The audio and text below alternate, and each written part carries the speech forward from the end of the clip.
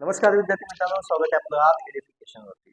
आजच्या व्हिडिओमध्ये आपण पाहणार आहे एसएससी बोर्ड ऑफ सर्व्हिस साठी आयएमपी क्वेश्चन, जे की मी तुम्हाला लास्ट लेक्चर मध्ये बोललो होतो.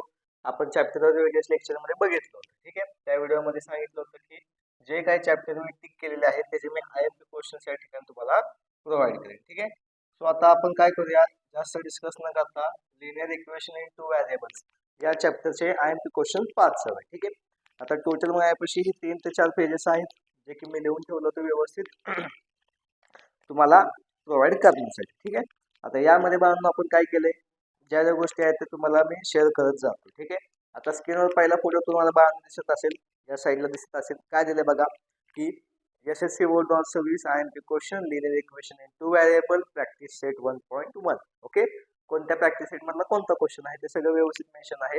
तुमचं एकच काम आहे की व्हिडिओ 5 करायचा आणि हे क्वेश्चन सगळे लिहून घ्यायचे आणि हे क्वेश्चन सॉल्व्ह करायचे. ठीक आहे, आता बघा क्वेश्चन 2 काय, solve the following simultaneous equation. ठीक आहे, आता यामध्ये टोटल 12 क्वेश्चन्स आहेत, पहिला, दुसरा, तिसरा, चौथा आणि पाचवा.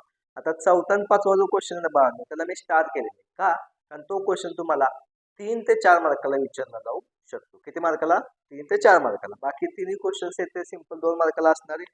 ठीक आहे, त्यामुळे आता काय करा बाळांनो, हे 5चे क्वेश्चन तुम्ही व्यवस्थित लिहून घ्या.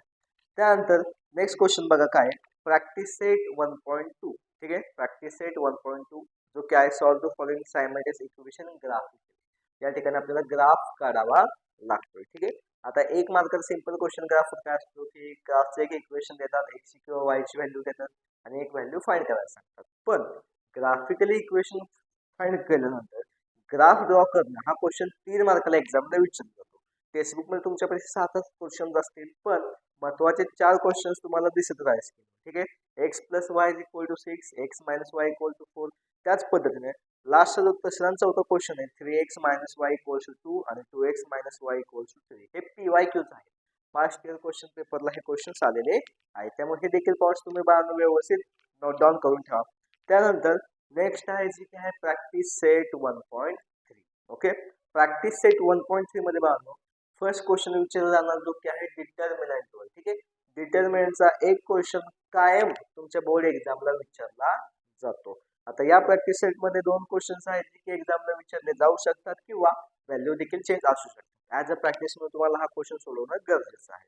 त्यानंतर नेक्स्ट सगळ्यात महत्त्वाचा क्वेश्चन विचारला जातो 3 मार्काचा जो की आहे क्रॅमर्स रूलचा. ठीक आहे, त्यातले मी 3च क्वेश्चन सांगितलेले आहेत, 3x minus 4 equals to 10, 4x plus 3y equal to 5. Okay, आणि यातला जो तिसरा क्वेश्चन आहे बाळांनो, तो क्वेश्चन आपल्याला रिअरेंज करायला लागतो, म्हणजे ax plus by equals to 3 या फॉर्म मध्ये द्यावा लागतो. त्यामुळे हे देखील महत्वाचं आहे.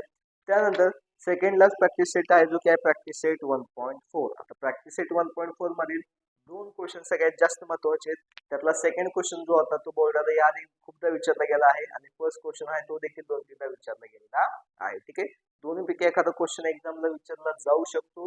हे क्वेश्चन व्यवस्थित सॉल्व्ह करा, प्रॅक्टिस करा. काही डाऊट्स आले तर माझ्याशी कॉन्टॅक्ट देखील करू शकता.